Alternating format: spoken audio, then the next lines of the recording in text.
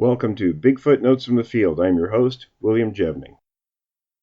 For those of you who've listened to the blabs that we did for about 38 weeks, and for those who don't know, we did kind of a weekly show on Blab where we would discuss various topics on the subject of Bigfoot for about an hour or so. And Blab sort of went away all of a sudden, so we decided to go with a podcast format, and that's what this show is. So just to give you an idea what we're going to do on a monthly basis, it'll be sort of a rotational type of show. So with there being 4 weeks in a month, 1 week we're going to be doing a witness. Another week will be a general discussion on a very whatever topic we decide to pick. Another one will be an open line live show where we'll have callers call in and ask questions, discuss things they'd like to discuss, or just talk with us. And the fourth week will be with one of our Jevning Research Group teams around the country. We'll be getting live updates from them and discussion about what's going on in various parts of the country, Canada, Australia, or our European teams. So that's sort of the layout for this show. And so this week we have David Boozer. David, for those of you who've been to my website, williamjevning.com, is the awesome gentleman who created that website. So if you have, and I'll let David promote himself here in a moment, but if you want to have something made, or if you want to start a blog, David's definitely the man to go to, the professional to get you set up with that. So without any further ado, David, Yeah. would you like to promote yourself? Welcome to the show this evening. I can't wait to get into my little encounters, but I do. I actually was. It was really awesome just to meet you, and I've read your books, so it was just really awesome to meet you and help you put together that website and everything else. I've actually been doing this online for the better part of a decade. And I've worked with a few Fortune 500 companies, and I've worked with thousands of individuals like yourself, just kind of helping them along in their online presence and reach here. And it's just something fun. I love doing it. It's very creative. At the same time, it's very business. And I love both. I guess you would say it's half art and half business, and I really love the combination of it here online.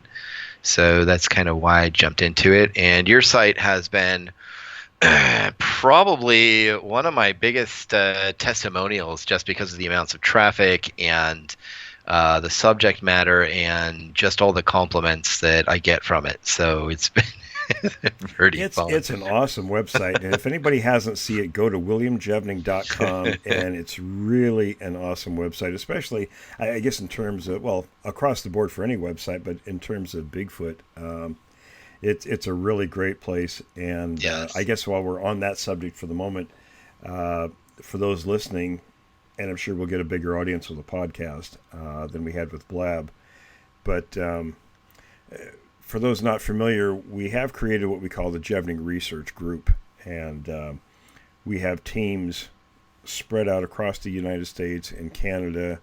We have a team in Australia, England, and Norway, and we're always growing. So you can go on the website and look under research teams. You can place your cursor over that, and a drop-down menu will appear, and you'll see the different, not all the teams are up there, but you can find the regional directors. We have regional directors and their emails. You can contact them if you're interested in becoming part of one of the teams or starting a new team. And we're looking to expand everywhere. So we're really encouraging everyone to join up. You can sign up for a newsletter on the website. We have a blog. I used to have a separate blog, but that's part of the website now. So it's sort of an all-inclusive, one-stop shopping sort of place. I have an online store if you're interested in purchasing any kind of merchandise. And it's sort of unique because it isn't just pre-made things up there for sale. When you click on shop and go to my online store, you create your product. We have all the pictures and artwork and things up there, and it gives you quite a list of things that you can choose, whether it's a shirt, hat, mouse pad, whatever, and you can pick whatever artwork, and everything is the same price. Everything is $20. So it's relatively inexpensive and kind of a fun little place you can go to get that stuff. So Awesome. And I'm not sure what else I'm missing on there, but of course you can buy my books on there. I can't miss that. Get the books. I have the books. I have them on download on my Kindle, and then I was fortunate enough to get some autographed ones from Mr. Jevning here, so it's pretty awesome. I love them. My boys are reading them too. So Haunted That's Valley, awesome. that was their favorite. So that freaked them out. We one of the things when I have news items, I'll try to bring that on here in the beginnings of the shows too. One of the things that we're just processing right now was one of our team leaders in Northern Washington was in touch with his father, who lives in the Columbia River Gorge, Mount Hood area, and found out that about 20 years ago, one of his friends or acquaintances actually was out picking mushrooms and ended up getting a videotape. He filmed a group of Sasquatches, and I don't know if it was actually killing a bear or they had already killed the bear. I just got a copy of it, and we're having some of our people go through it and try to clean it up a little bit. It's an interesting tape. We're hoping we can really get something from it. They say there's some actually pretty close faces of a couple of the Sasquatches, and there's a couple of juveniles in it. There's 6 individuals. I looked at it briefly last night, but I was tired and didn't really look that close or wasn't seeing that good. So I'm going to look at it a little more today and try to get it out to a couple of our experts to work with it and do a breakdown and see exactly what's on that video. So it could be very interesting in the future here. If we get something good out of that, of course, we'll post it. But that's pretty much what's going on right at the moment. Nice.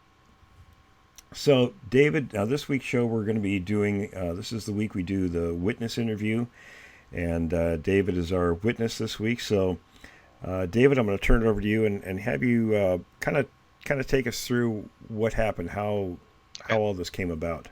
All right. Well, actually, I had this kind of started out when. Oh, let's see. I was in the 8th grade. I was about to go in the 8th grade, and my family had moved from a small town called Ashland, Oregon, which is actually a pretty popular place here in the Pacific Northwest for the Hollywood elite and other people to visit. But we ended up moving from there up the road about 42 miles to a little town called Rogue River, Oregon. It's right off of the I-5 corridor. Little town there right before you get to Grants Pass, about 7 miles or 10 miles before Grants Pass. We didn't live downtown in that little podunk thing, but we lived actually out a place called East Evans Creek Road, and we went out there towards a little what was that little town's name? There's another little town back there. Can't remember the name of it. But anyways, we moved there when I was in the 8th grade. But by the time I got to the 9th grade, it was probably, I think it was like the first week of December. My mom was, she's like me. She's a total Christmas freak. And so we decided we were going to go hunting our Christmas tree this year. And instead of jumping around on our property to find something, because we actually lived out East Evans Creek Road, and we were about 8 miles out of town, so it was pretty far out. We decided to head out East Evans Creek Road and keep going out, and we ended up in a place that most locals around there will know as the Elderberry Flats area, which really isn't all that flat. It's pretty mountainous, lots of hills, mountains, hills, and everything else. And there's a creek that kind of runs through there. There's a logging road that goes through there that, really isn't used too much by loggers anymore, but it is used by, today I guess you would call them a bunch of extreme sports guys, kids, basically. Yeah, right. Yeah, kids with mountain bikes trying to break them. So what we did in that whole day, I'll kind of bring you guys into that day. It was pretty interesting. I mean, I was a Bigfoot fan in the first place, and I was really kind of into it. And the books back then, you really didn't read a lot of like scary encounters or anything like that. It was all, he's the friendly, beast of the forest and everything else. Today my thoughts on that are quite different. But here is the thing, just to let your listeners know, I have two incidences, okay, two things, and they both happened within 2 to 3 miles of each other, but over the span they're separated by the span of 20 years.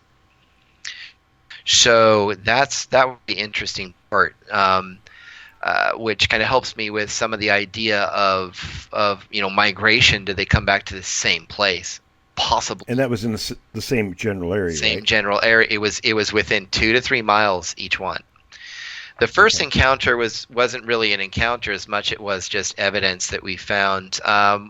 So we went back there to Elderberry Flats, and we were on that logging road, and we came to this one little turnoff, and it goes over this little concrete little bridge thing that goes over the part of the creek, and it was heavy concrete, because what happens is that there's a little side road that's no bigger than as wide as a Mack truck can be to haul logs down a mountainside. And what happens is down at the bottom there, when we turn in, there's this big kind of turnaround parking area, but on the when you go in there on the left hand side, there's nothing but it's just bank. And it's just this big, huge bank that goes up the mountainside, up the hillside. And then right below that bank is this, on the left-hand side of that bridge is a huge turnaround area. Now on the right-hand side, it's just a road that leads up around behind that whole hill and mountain. And on the side of that is nothing. There's maybe 25 yards of nothing, and then all of a sudden, just here in the Pacific Northwest, if you're not from here, even during the day in the summer, it's hard to see that far into the forest. You might get 30 yards into a forest and be able to see 30 to 40 yards in there during the summertime, but in the wintertime, it is pretty much pitch black. Even after 10 or 15 yards, it's just black as night. And It was that thick of kind of jungle-esque, Pacific Northwest, rainforest. And it was really funny. So we got out of the car, and my dad and my sister and my brother, my younger brother and younger sister at the time. I had one brother, one sister at the time. I have two brothers now, but they decided to go off into they went off down around the creek area, because my dad's like, oh, we'll find bigger, better trees down where the water's at, blah, blah, blah. And I'm thinking to myself, we're in snow, man. We're in the Pacific Northwest. It's like, you work in a lumber mill, really? You should know God better. bless his soul. Yeah, I lost my father a year ago. He's a great man, though. He's a great man. But it was really funny, because then me and my mom, we decided, well, let's my mom, she is kind of an outdoorsy kind of a gal. As a matter of fact, recently she was just staying up towards the Fish Lake area here, and she was up there by herself in my brother's little camper thing, and she stayed up there for a couple weeks, and she just totally enjoyed it with her and her little wiener dog. So that's my mom, and she really enjoys the scenery and nature and that quietness. And I kind of got that from her, and we decided that we were going to be adventurous and kind of start walking up that up the logging road. And as I said, there's logging road just wide enough to get a truck up and down there, and then there's about 25, 30 yards of just empty space on that side, running about the space of a football field going up around. But after that is nothing but just dense forest. We didn't notice it at first, but we were walking up, and we were kind of off to the we were off the road. We were kind of, I believe, were we off the road? I think we were off the road towards those trees, because we were looking for Christmas trees. So, and we never really noticed it, that we crossed the path of something really awesome that freaked us out at that point yet. But we started walking up about we must have walked up 75 yards up the side of those trees and up around the bend of that of the road. And we were walking in probably about, I would say probably about a little over ankle deep. Off the side of the road, it was deeper. It was like calf, up to your calf in snow. But over there towards the road, it was a whole lot thinner. But when we found these, we were kind of in ankle deep snow. But we decided that we were going to go ahead and come back and go down there with my brother and my sister and my dad and take a sip here. And we decided we're going to go down there and meet up with them because we really weren't seeing anything. And as we were walking, we decided we'll walk along the road so that we weren't so in depth in all this big old thick snow because of just where we were at. It was just deeper for some reason, just because of the terrain. And so we came up there. We were about maybe almost ankle deep in snow. And my mom's walking, and I'm behind her by about 10 feet or 12 feet. And I'm still looking up the hill, down the hill. She's looking at something intently on the left-hand side, right along the edge of the road.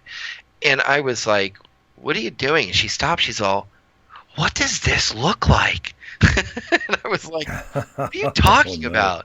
And because I'm preteen and sure. I'm at that, cocky age. And it was really funny.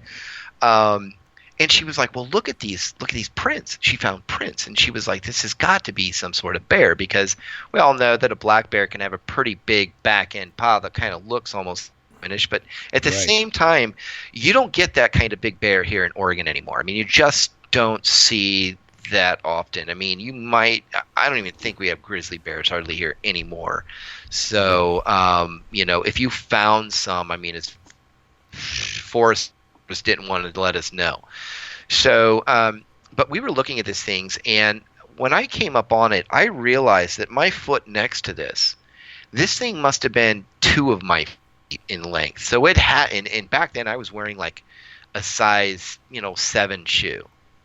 Mm-hmm. Okay. So, and that's in like, maybe a 6.5, 7 shoe in size shoes, so I'd say 7. So, and this thing probably went past just that. I was thinking this thing had to be about 16.5 inches, 17 inches long. And there's no bear track that big. And here's the deal though, because I looked at my mom, and I know bear, I have to know cougar, because we lived out there, and I moved from in this posh little rich town into the country. And so my parents kind of, told me, hey, there's wild animals out here. So, be careful.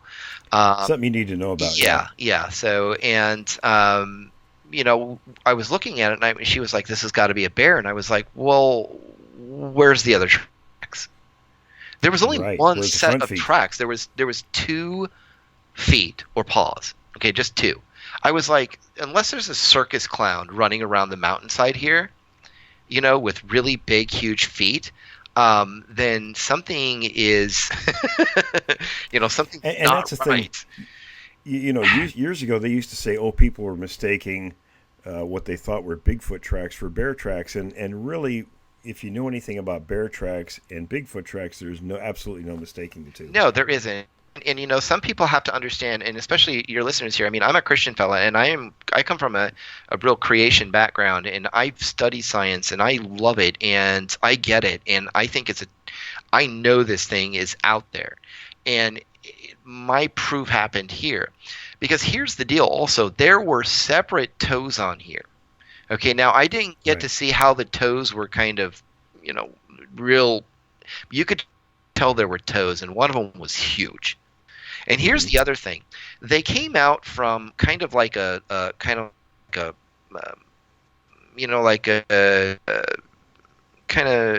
didn't come straight out from the woods. They came at kind of a rounded angle, and then onto the side of the road.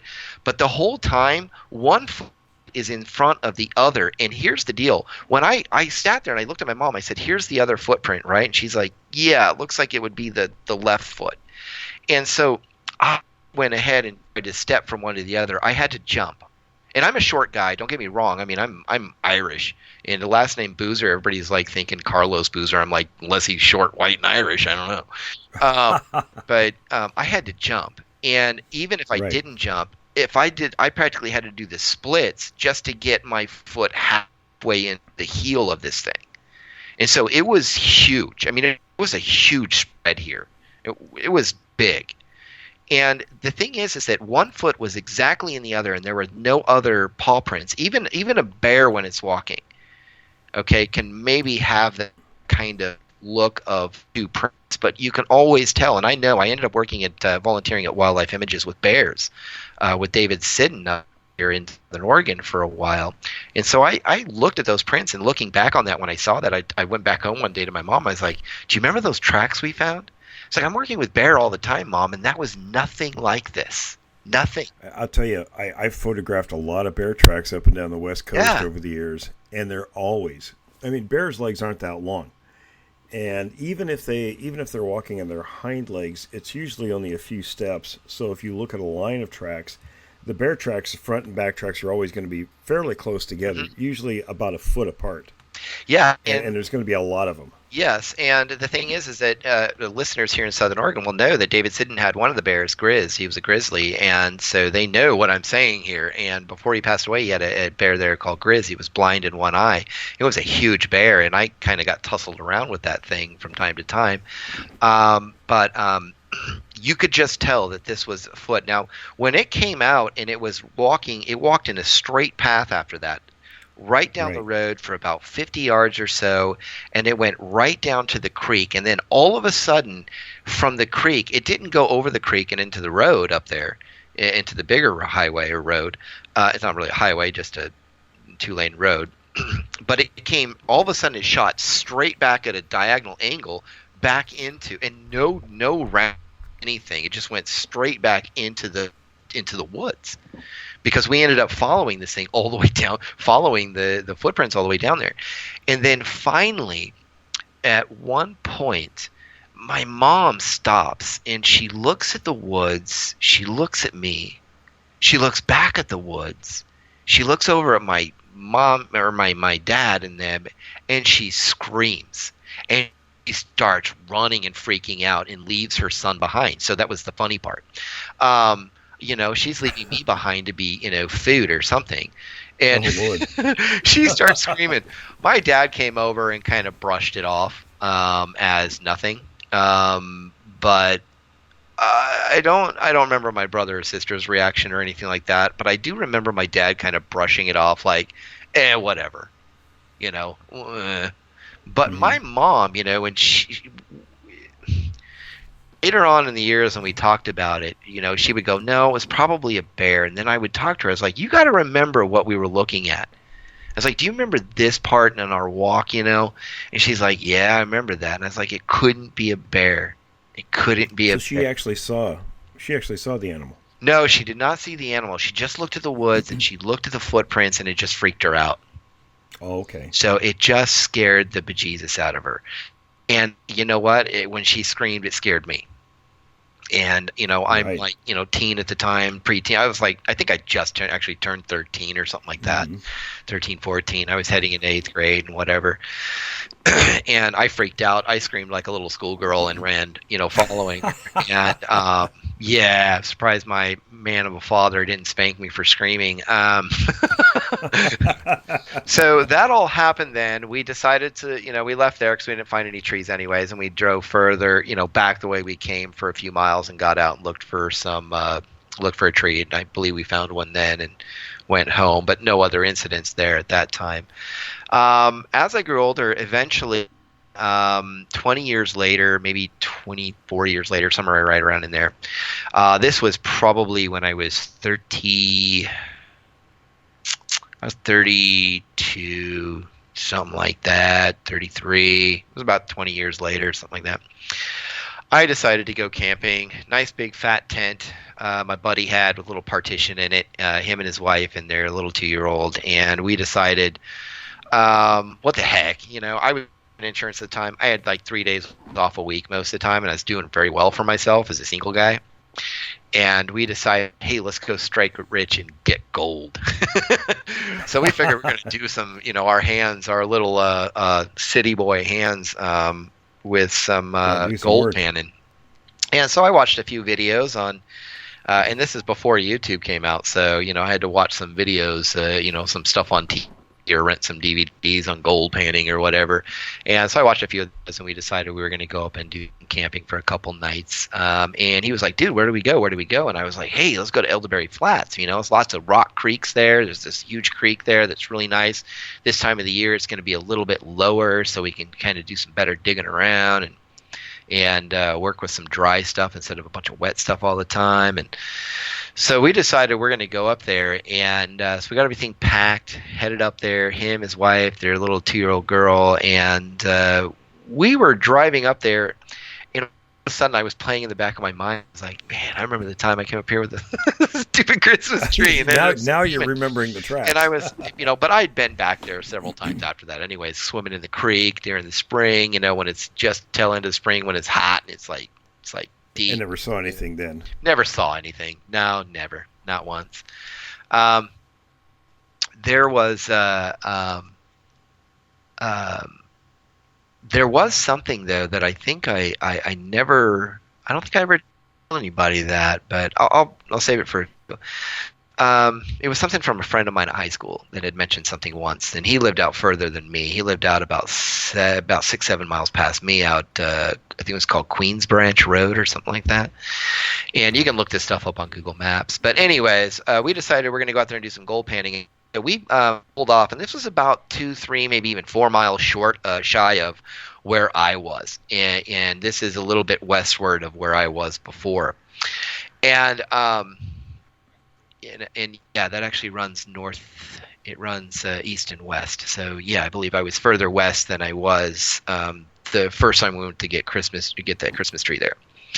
Anyways, we're down there. This is like that smooth stone kind of pebbled kind of area where it's barely in sand or it's pebble. It's not like it's nothing else. I mean, that's just what it is. No transition. So when you're thumping around out there, you hear thumping even from yourself when you're walking. It's like light thumping because it's just that until you get to the sand. And but all along the creek is just heavy, river stone.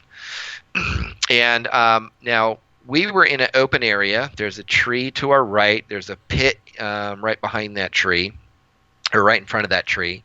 It's a big, nice open area, probably in circumference, probably like 25 yards worth of area. I mean, it was pretty decent size.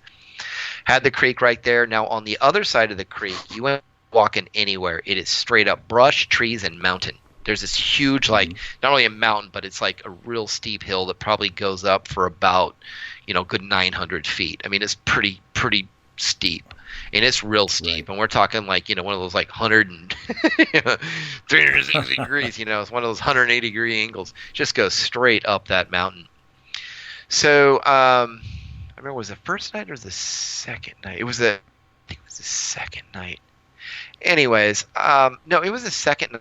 And everything really kind of picked up. I know the first day we were out there, we were gold panning, nothing awry, everything was kind of cool. The evening, however, I remember that later on, a couple days later after the incident, I know that his wife had said she felt kind of funny during the day, and she felt really funny and weird at night. When we were sitting there, we were eating and stuff like that, and she was telling us, I would always stare back up towards the road, to the main little road, and she would stare up towards the mountainside on that side, and she would just kind of look that way from time to time for some odd reason. She'd just be pulled to look. And but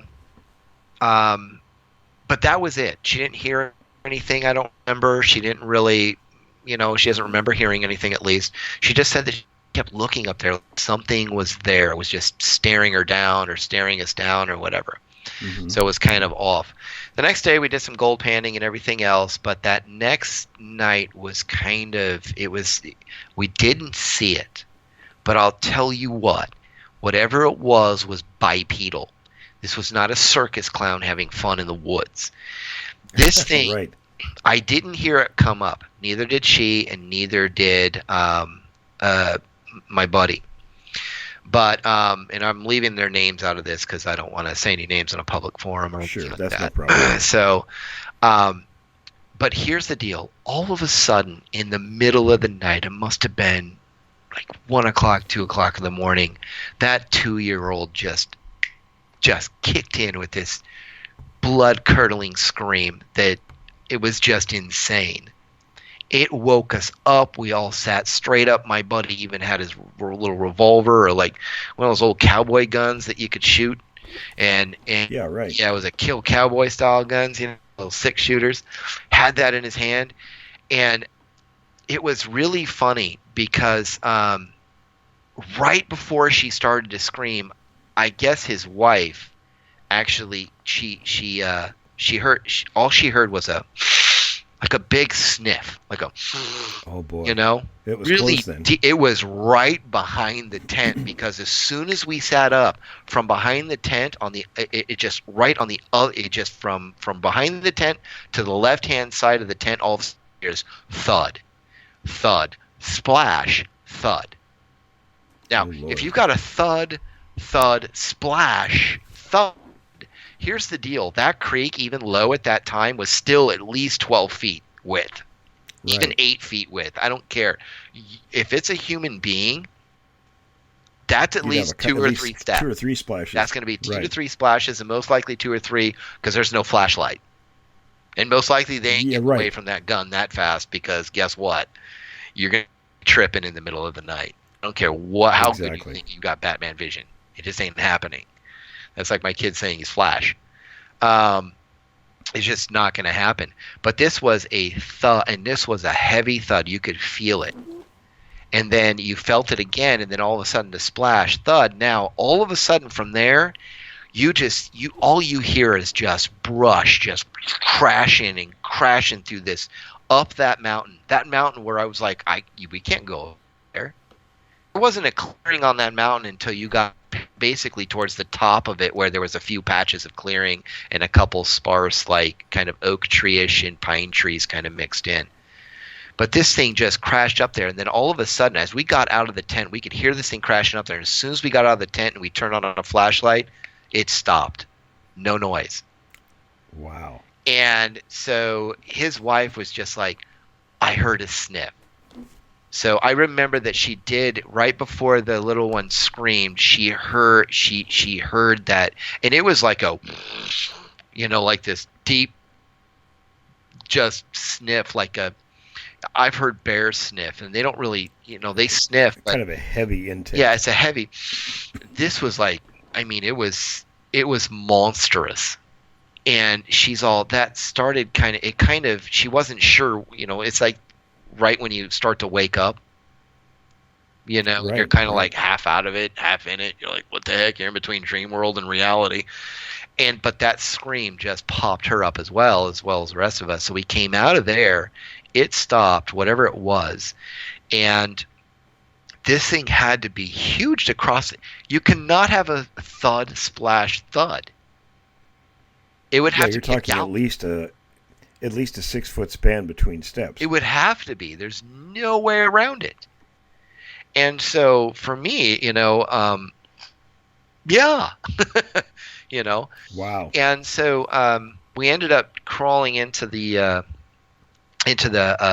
truck. So they had a 4Runner, and so I got in the front seat. I left the window cracked just in case I heard anything come back. That way we could pretty much kill whatever it is.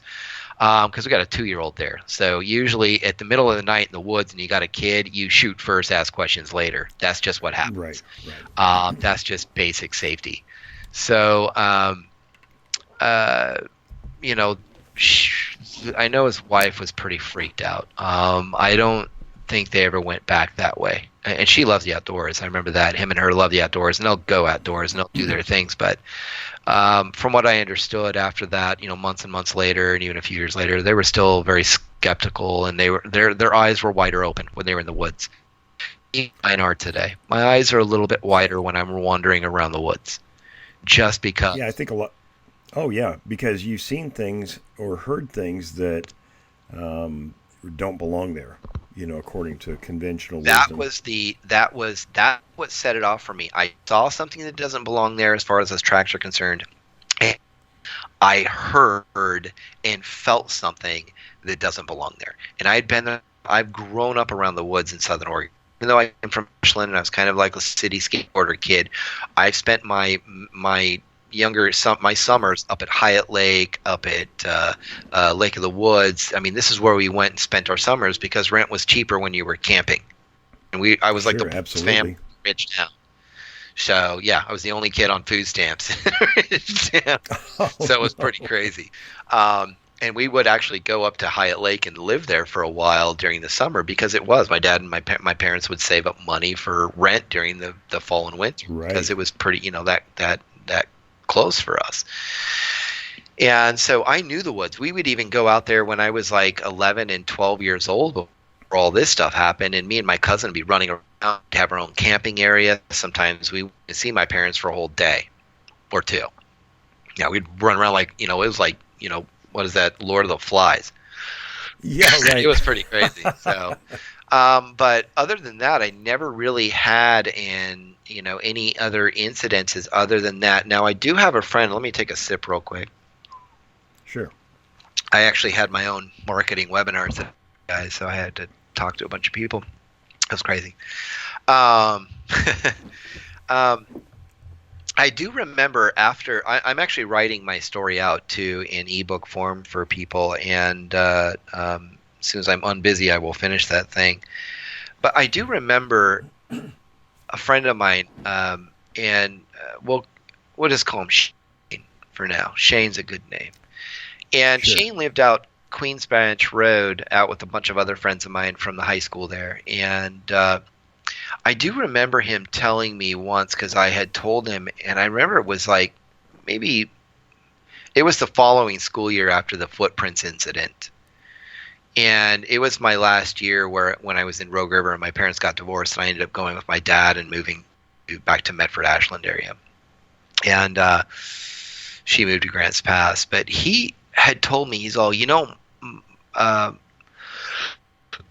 was like, I think he's something about his mom not letting him up this certain area up behind their home. There's a mountain range back there, and he was not allowed to go past a certain point anymore. Any idea why he wasn't allowed to go there? He said that he heard his parents talking about some sort of like a vocalization that was happening, and it wasn't a friendly one.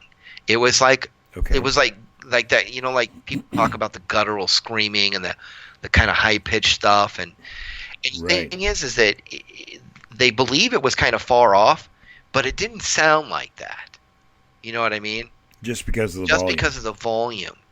And they knew in what direction it was coming from, because there it's like it may be mountainous, but you're butted up against these mountains, so you can still tell where because everything in front of them is all valley. Right. It's this big valley that's probably like 15 miles wide in between both ranges, so you can still tell if you're butted up against one where the sound waves are coming from. So they could tell it was up in that section where they really like to ride their dirt bikes.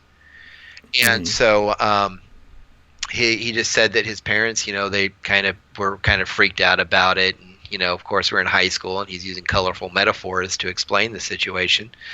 And so he wasn't allowed to do that just because of that reason. He believes that there was something up there, some animal or something that was dangerous. And he's all it's either that or weed growers making yeah. I'm not sure what kind of noises they make. It actually came in the direction that was it was out even deeper into the woods away from I-5 corridor, and it was out further out Queen Branch in that direction. And so they just kept him away from there. So I do remember that, and I remember him talking to me about that a few times. And I remember we used to joke around and do stuff out there on my own property. I lived on 2 acres out there that was butted by an old airplane landing strip that the neighbors owned, and they had the airplane landing strip plus another 20 or 30 acres in back of mine. That was, other than that landing strip that was old and kind of brush was grown over it, there was nothing but woods that surrounded us. So, we were in a wooded valley. So not too many people around. No, well, I had neighbors about right across the street from me. Very nice house, 2 ponds. They were rich. They were real estate moguls in the area. We lived in a funky little cruddy house across the street, but they let us swim in their ponds until I got ringworm. Oh no! But we never really had any sort of any craziness around the house, other than the occasional, bobcat, cougars, bear, Sure. Black bear. Pretty typical. But stuff. nothing there. But those two incidences, I mean, like you said, they're out of the ordinary things. And that, for me, left me the rest of my life a little bit more wide-eyed with, with being out in the woods. And even today, and William, I'm really into the whole Pacific Northwest stuff. Love to go out walking and hiking and camping. Oh yeah. I love that. I'm not much of a hunter, but I'm a fishing guy and hiking guy. And I'll tell you what, I love it. Nothing will stop me from going out there, even if I know I'm still on the food chain. But I'll tell you this, I don't go empty-handed. I will be armed somehow, some way, and I've got eyes in the back of my head. And I teach my children to do that too. So, and I think that's extremely important, being really aware of your surroundings. I mean, not just because of dangers, because of animals or these things, but just things can happen. I mean, you can trip and fall and break a leg or something. Yes, I mean, because there's a lot I of come from a things. creation standpoint, and creation, actually, even the creation scientists today, which is about half the scientists in the world, there are actually reports of small dinosaurs that are still, those kinds of things still running around today, deep swamps, deep rainforests, things like that. And there are some of them out here in my particular faith that really do believe that these things do exist. They really are here. They might not be as numerous as they once were, but they do exist. Sure. And I really do believe that, because this was completely out of the ordinary context for me in the woods here. I heard the stories growing up. I read the books, Abominable Snowman and all that other stuff. And especially with the Pacific Northwest, I'm huge into it here. I absolutely love it. I think this is one of the biggest hot spots for them in the country, and it always will be. I just think here it's a little bit. I just don't think they're as rambunctious unless you're really in their way. So, yeah, I think because there's enough space between they predominantly hang out and where people are, there's not as much friction because, they're not cornered. They have a way to avoid us. Yes. Now, that doesn't mean they're not nasty little critters, but it just means that, like with, let's say, bear, for example, or cougar, there typically aren't encounters with people because they stay away from us. I lived up on a mountain for a while here where I live, and you'd seen that place in some of the pictures and stuff, and we constantly had cougar and bear through there, but I'd never seen one. I only saw the evidence. That's all I... Yeah, I think growing up I only saw a bear one time, and that was an accidental face-to-face encounter when I was about 10. But it just happened to be we were in the wrong place at the wrong time. Well, yeah, and I'm kind of along the line with, would I like to see one of these things? If it was 150 yards away and it was daytime, I'm good. As long as there's sprinting distance to the car. I was talking to a gentleman earlier before our chat here, and I explained. I said, well, the second time I saw one of these things, and I've seen them twice, was what I kind of nicknamed the Goldilocks encounter. That's the one everybody wants. That's the one that's, like you said, it's 100 yards away, and you're in a car, and in my case, it was across the river. I was in the car, and it apparently saw us and then took off immediately. That's the kind of sighting everybody wants. But typically, 95% of the sightings are like my first one. It's the up and close, really scary encounter. So yes, yeah. So I tell people, be careful what you wish for, because it might not be what you want. You should really be careful what you wish for, because that night I remember looking at my buddy, and we had the flashlights. And he even mentioned that. He's all, did you hear that? Thud, thud, splash, thud. He's all, that was 2 feet, man. And he was freaking out. I mean, he was really worried, and he was just looking at his girls, and he was just, the baby girl and his wife, and he was like, he was frightened. I mean, to his core. I almost thought about taking the gun out of his hand for a minute because I thought, I was like, dude, you're kind of pulling on that trigger there, buddy. You're white knuckles. To me that's one of the worst situations because you don't know. It's in pitch dark, and we don't function that well in pitch dark. Yeah. You're in a tent that's not very easily defendable. Unless you live above, Nevada, you don't really understand how thick the forest is in the northern part of this hemisphere. It is. It's in a lot of places. It's thicker than a rainforest. And you're in a really bad position at night because, especially if you had a threat around you like that, there isn't a whole lot you can do. We had one way out of that place through that with the truck and onto that road right there. That's all you have there because you can't go in any other direction because it's all thicket and forest and mountain. So you ain't going anywhere but on that road. And so, and there's no lights up there. There's no light. I mean, it's black.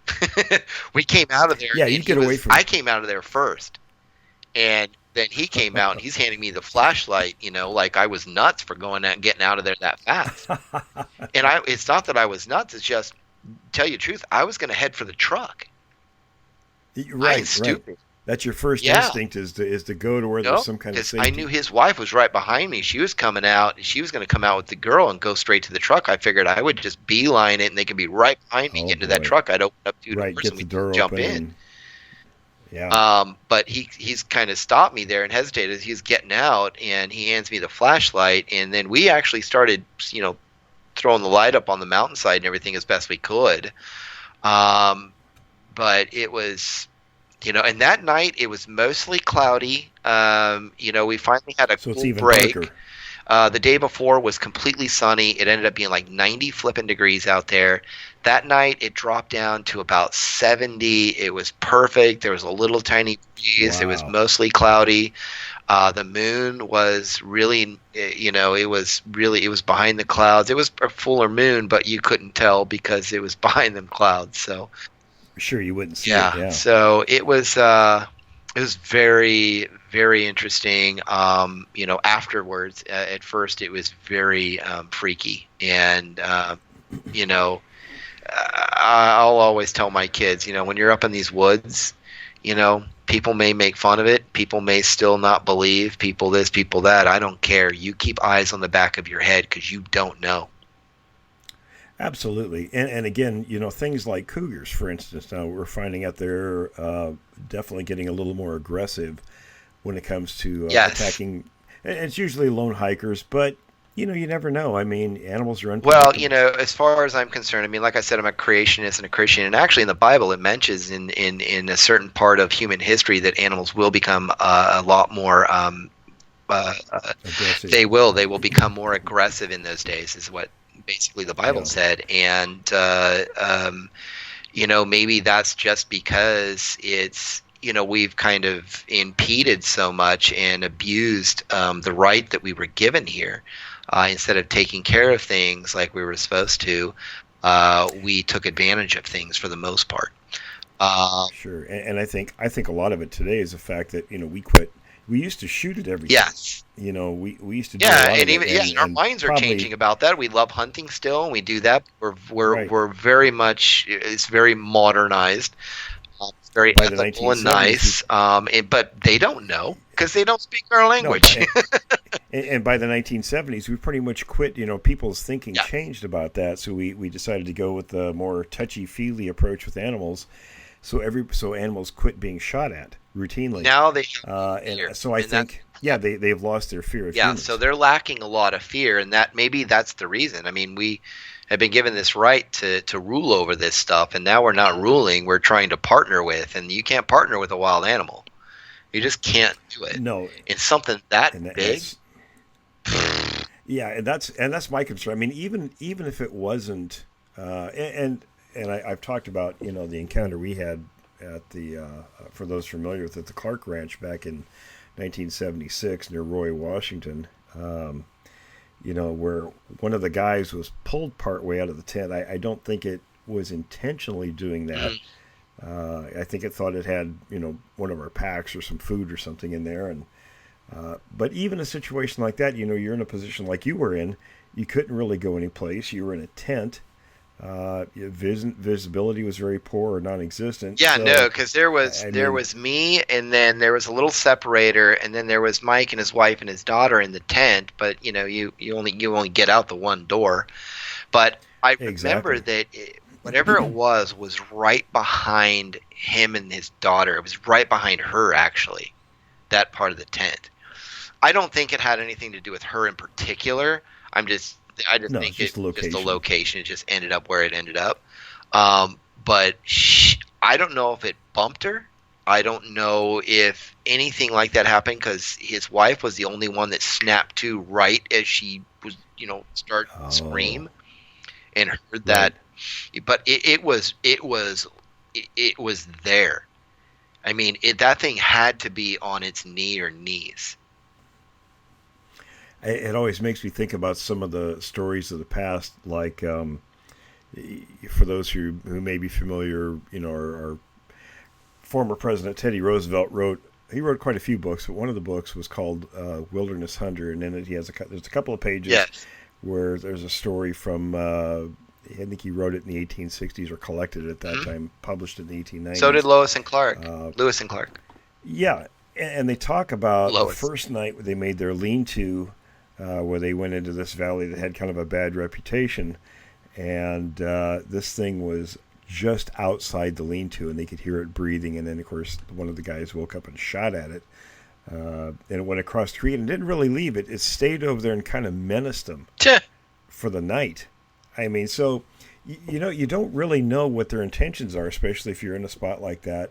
I always carry a 10 million candle power spotlight, so I always figure if something's going to get that close to me, I'm going to blind the hell out of it, if nothing else. Oh yeah, no doubt. I mean, that is absolutely, and Southern Oregon has been very notorious for lots of encounters and sightings, but not a lot of reporting and on some it. very aggressive encounters. It is, and there's not a lot of reporting on it, though. Even today, I run into people who are like, oh, dude, I remember when I was in junior high, or I remember like 5 years ago we had this creepy thing, like whatever. A lot of people don't report it here. I'm not sure why. Here in Southern Oregon, they don't. Yeah, that's true. So, it's just one of those things, like you go to Washington State, you get lots of reports all the time. People are willing to kind of stand out and do that. Yeah. Oregon, you just don't get that. I don't know why. You don't get a lot of people willing to come out and talk a lot about it or anything, except for they will to friends and family and, friends of friends, and they'll be like, oh, yeah, dude, all right. So I wish they would. Well, now that brings up a good point. Now, aside from being a witness of track finds and these behaviors, and I mentioned, about the Jevning Research Group. So I guess just to tell everybody briefly, we're a network of independent teams that belong to the same organization, and the goal is to resolve the issue of the existence of the Sasquatch. So, and we're developing some protocols right now so we have a standardized way of collecting data and approaching field and such. But David is also one of our team leaders in Oregon. Yeah, I'm here in Southern Oregon. David, so if you want to give out your email for people to contact you. So it's info@davidboozer.com, info@davidboozer.com, and to say, hey Dave, this is about Bigfoot. And I kind of cover a lot of areas along the I-5 corridor between like Ashland and Eugene, and a little bit along the coastal areas over here. I don't go over to Klamath Falls so much, but I will go up as far as the Lake of the Woods area and places like that, this side of Klamath Falls. So that's pretty much where I like to do my coverage area. When I do go out hiking, walking around the woods, or camping, I'm always looking for a sign. I really do. There was a few times, even up at the mountain house, where I found a few signs of something. It could have been years ago, I don't know, but I found some pretty interesting things up there. Tree breaks, literal trees, not just limbs. Sure. These were small trees, but they were snapped at about 9 feet up, and I took pictures of those, and I think you saw those. Those were actually 9 feet off the ground, and there's nothing else around it. And that's typically That's typically one of the signs these things do. It's sort of one of my Indian friends at Klamath Falls told me that they do this for a variety of reasons. One's usually territorial marking, could be a route marking, if a group is going from one feeding area to the next. And they even claim that areas where there's a lot of human activity as sort of a warning to others of their kind that, humans are in this area to stay away from it. Yeah. So whether or not that's true, we don't know, but it's part of the research we're looking into. Yeah. So, but that was, that's my story, and I'm sticking to it because that's what happened to me. And, it was the prints were from a bipedal something. The thuds that we heard, the walking, was bipedal. I know what a bear sounds like on a gallop or a trot or a flat out run. Right. I know what a deer sounds like. I am from the Pacific Northwest. You cannot fool me. You could blindfold me, drop me off anywhere in the Pacific Northwest, and I will walk home. It might take days. And when you live out like that, you get pretty familiar with what's out there. I mean, I don't care who you are. If you lived out away from the cities, and even city people, if you get out enough, you know what things are out there and what they sound like. And one of my favorite encounters happened up towards the covered bridge area, the natural bridge area up there towards Crater Lake. I've been up there camping before at some dead-end meadows up there where nobody goes. And, there's times where you feel weird when you're out there, and there's times when you don't. So I'm wondering if those times when you feel weird when there's something about, and it's just your spirit's just telling you, hey, be careful. Absolutely. And one of the things I want to stress with people, if you're interested in discussing an encounter or maybe having it on the show, and we have another podcast also we're going to be starting here about the 1st of October that's called Witness of the Unknown. One of the things that we always stress with this group is people's anonymity. If you wish to be anonymous, locations, places, times, names, everything. That's not a problem if you're willing to be recorded for one of the two shows. I can even scramble your voice so that it's disguised. That's all you have to do is say, yeah, I don't want to be recognized. I'd like to keep this confidential. Then absolutely, by all means. But you can get a hold of us. You can get a hold of me at my personal website or personal email if you wish. That's williamjevning@yahoo.com.